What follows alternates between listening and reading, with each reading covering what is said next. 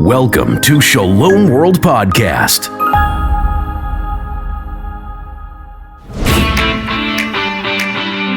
Welcome to the latest episode of Family Podcasts on Shalom World's podcast. This is Mike and Alicia Hernon of the Messy Family Project. And today we're going to talk about the importance of attachment. When our children are very, very young, when they're infants, we can kind of think that they're really not capable of relationship, but not only they're capable of relationship, but the bond that you form with your infant, with your toddler, is the most important bonds that they will have for their entire lives.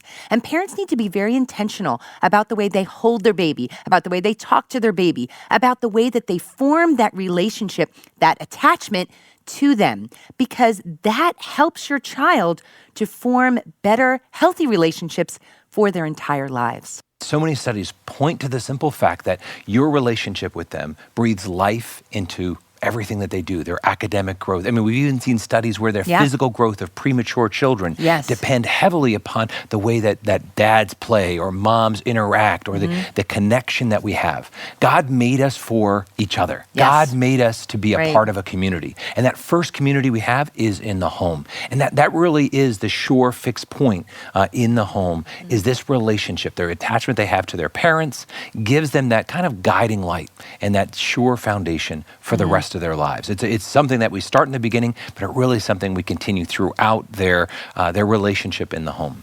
And now we're going to get a chance to talk to Dr. Matthew Breuninger, a professor of psychology at Franciscan University. Matt, thanks for coming and joining us on the program today. Thanks for having me. Yeah. So I think that this idea of attachment can be very misunderstood. Absolutely. Right?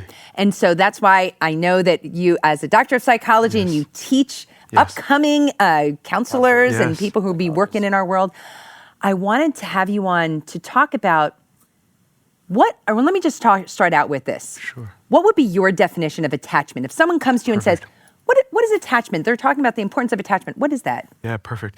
So attachment is this socio-emotional bond between a child and a caregiver. Okay. It's a relational bond, so it's social, but it's emotional in the sense that it's about felt security. Mm-hmm. It's the social emotional bond between a parent and between a child and a caregiver.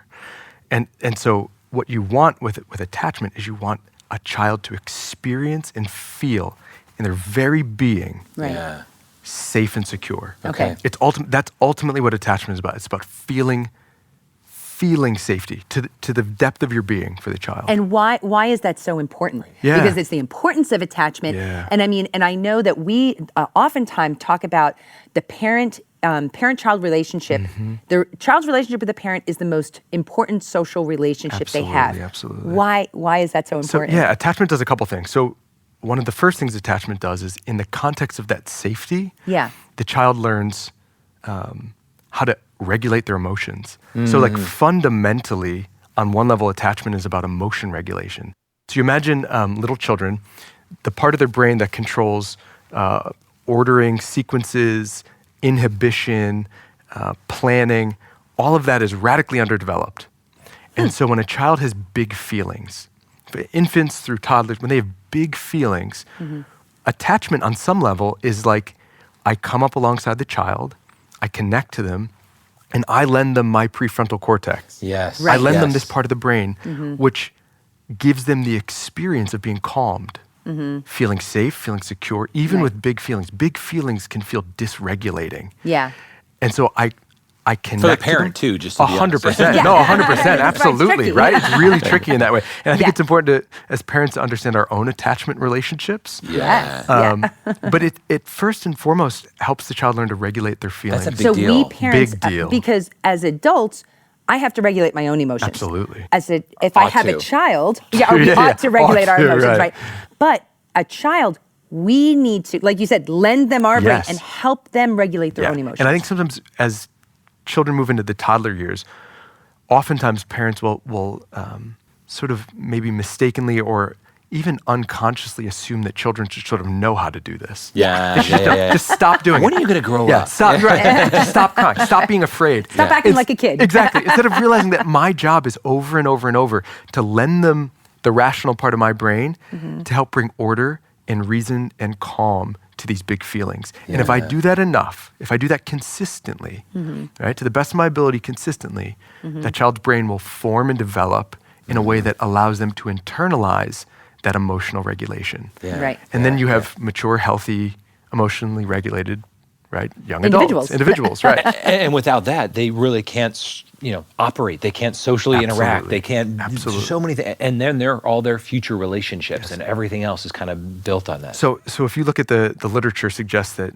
individuals with insecure attachments are at higher risk for depression, anxiety, behavioral disorders. Okay. It has really long-lasting, potentially negative consequences. Right.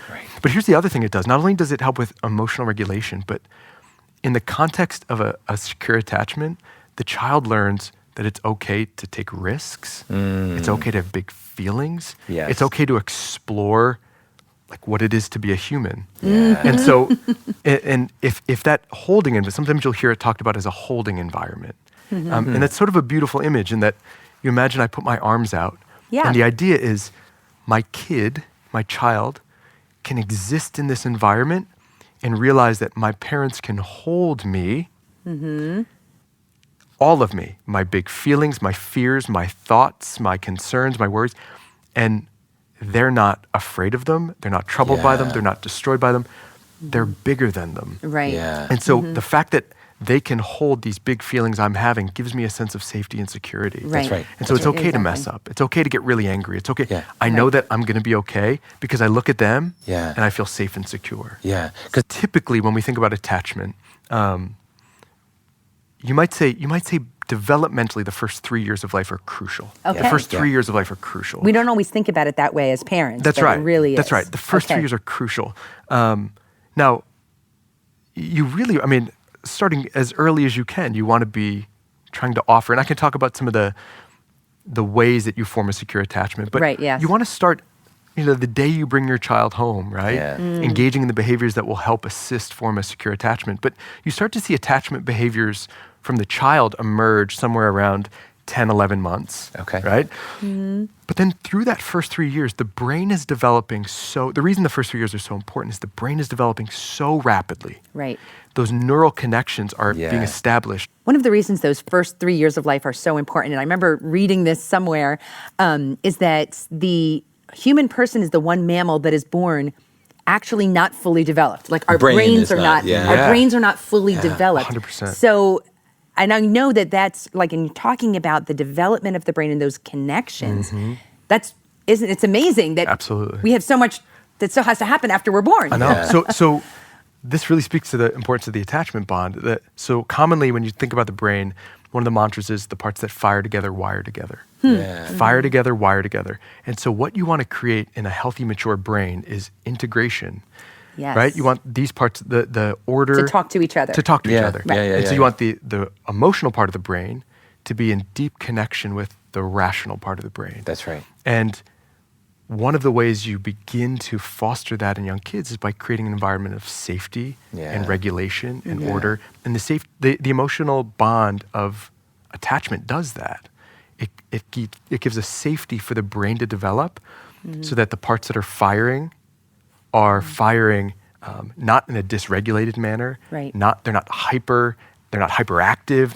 They're firing in a way where they're being integrated with the rational part of the brain because the parent's offering that.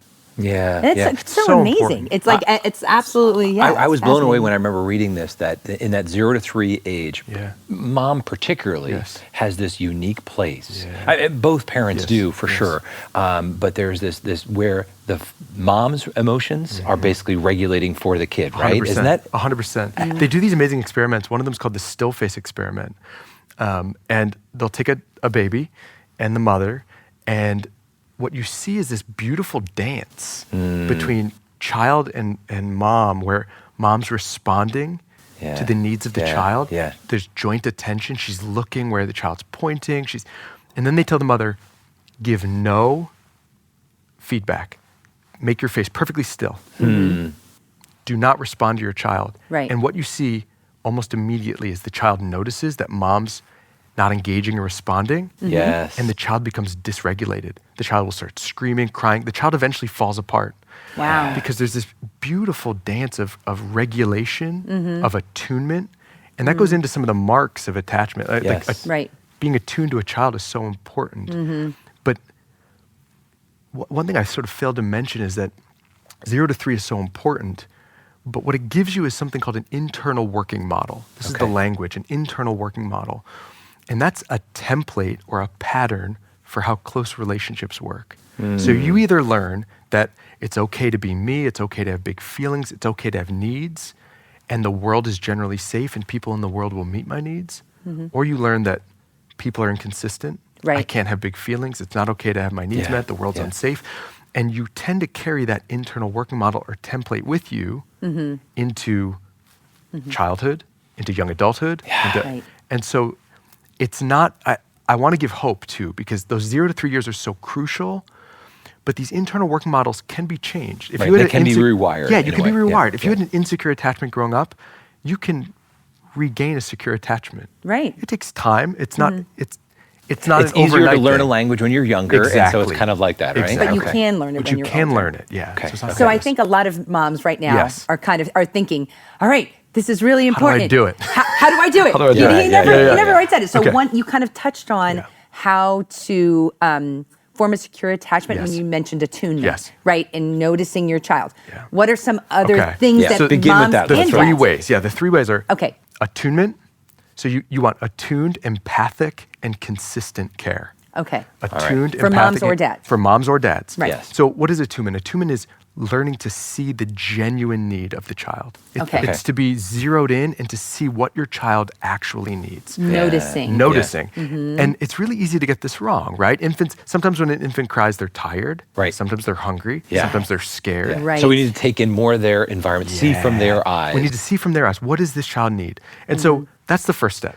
The second thing is empathic or warm care. So it's one thing to see what you need. Okay, my child needs to be held and rocked. Right. You can hold a child and rock them like, hey, it's okay, I love you. Or shh, shh, come on, shh. Right. Yeah. Right? Just be quiet. Just be stop quiet. leaving me alone. Yeah. Right? So I Chop, am chop. holding Come on, you, let's go. but right, I can hold in a cold and distant way. I can hold in an angry and Yes. sort of scary, frustrated And way. kids pick up on this. They pick, just Yeah. like Michael said, they notice the emotional environment. They Yeah. feel it. Yeah. They feel it. They So- can't even necessarily rationally understand it, but they're just they're picking They're up. intuiting it, and it is shaping. I mean, imagine the brain is developing in an environment, and the environment that a child's brain is developing in is the relationship between the child and the caregiver. Yeah. It's a world. Like Yeah. your relationship is Yeah. a world, Yeah. and that world can either feel safe and secure and predictable, and then the brain gets to develop in that environment, Yeah. or it can feel unpredictable, cold, Yeah. distant, Yeah. scary. Right. And then the brain is wiring and firing in that environment. And so you want it to be warm. Right. Even when I'm correcting, even with older children, when I'm correcting my Yes. kids, That's a I big can deal. correct my kids in a way that doesn't convey, I'm withdrawing my love until you act the way I want you to act. Right. Yeah. I can correct them in a way that keeps our bond intact. Yes. That's huge. And Yes. it's huge. It's hard. Right. But it's huge. We talk about sometimes correcting, especially those teenagers when we get almost like triggered by our teenagers' action. Kind of think about like you're a state trooper or a policeman. Yes. Like That's they right. don't You're pull you delivering- over yes. and start freaking out at Yes. you or yelling can't at believe you didn't clean up. Exactly. They just say, "Hey, license and registration. Exactly. Here's the consequences. You know, I want Exactly. you to be safe." Exactly. That's the way we need to approach our kids like that because they don't need our emotions. They don't need our sarcasm. They don't need our negativity. It doesn't help. You know, it Doesn't help. really doesn't because they're going to make mistakes. 100%. And so that empathetic That warm- response Yeah, is important not just when they're infants, Yeah. but all the way through. I can convey to my child, like, I understand why you would hit your sibling. I get it. I I'm sure know you're why you'd be so frustrated. frustrated. Now there's going to be a consequence, or something has to, or you have to amend it in some way. Right. Right. Give guidance. But I get that. I get it, and I want to communicate to him that I get it. I love you, but that's not the behavior we engage in. Yeah. Right. So that's the second. So I can see what you need and not respond warmly. But what we want is attuned, warm, or empathic, and then consistent care. One of the Okay. things that human beings thrive on is consistency. And when the world feels unpredictable, it can feel unsafe and really anxiety provoking. That's right. So for little children to know when I cry, right? And again, it's at the emotional level. It's felt. Yes. When I cry, mom comes. When I cry, dad comes. Okay. When I cry, they meet me with a gentle voice, a calm voice. That matters. For it to be consistent, when it's inconsistent, what oftentimes emerges is something called an anxious attachment. And so you have a child who wants to be close to their caregiver, but then is afraid that what if, it's like Dr. Jekyll and Mr. Hyde. Who's going to show up? Yeah. That's true. Is warm Sure. dad going to show up? Yeah. Right. Or is angry dad going to show up? Yeah. Is mom who's gentle and loving it, or is mom who's cold and distant and just stop? Yes. Yeah. Yes. And so Yeah. it causes this anxiety, which is the child wants to be near you, but then when they're near you, They're like, there's something, there's a hesitation in there's there, a right? There's a check. hesitation. So they'll call it sometimes anxious avoidant attachment or ambivalent attachment. So how about moms? So there's lots of different types of families out there right now, right? Some moms are stay at home. Yes. Some moms work. Some Yes. moms are at home, but they have a side hustle. Yes. And same with dads. Yeah. So when you talk about consistency, I think about those moms who are like, I'm not consistently there for my child. So So it's not it's not always about it's not necessarily about the quantity. Okay. Right? Not when I say consistency, I don't mean necessarily a large number, but I mean like the quality. So when you are present, are you present in a particular way? Okay. Gotcha. If a mom works, fine. When she comes home, when she's home, is she consistently warm, attuned, empathic? So it's not just about being present all the time. it's not the quantity It's not the necessarily. quantity, it's the Right. quality of the Interesting. bond. Does your child feel safety? Yeah, There's and I no think about this too. We talked about all these other kind of human and earthly things, Yeah. but it's also the whole foundation for their relationship with God. 100%. Right? So them being secure in your relationship as your son or daughter 100%. gives them that kind of security that they can be the son and daughter of God, right? It's that bridge that we're creating, right? So that internal working model I talked about, that pattern or template for how we engage in close relationships, not only does your attachment style predict what your marriage is going to look like the romantic partnerships will look like, but it also predicts how you tend to relate to God.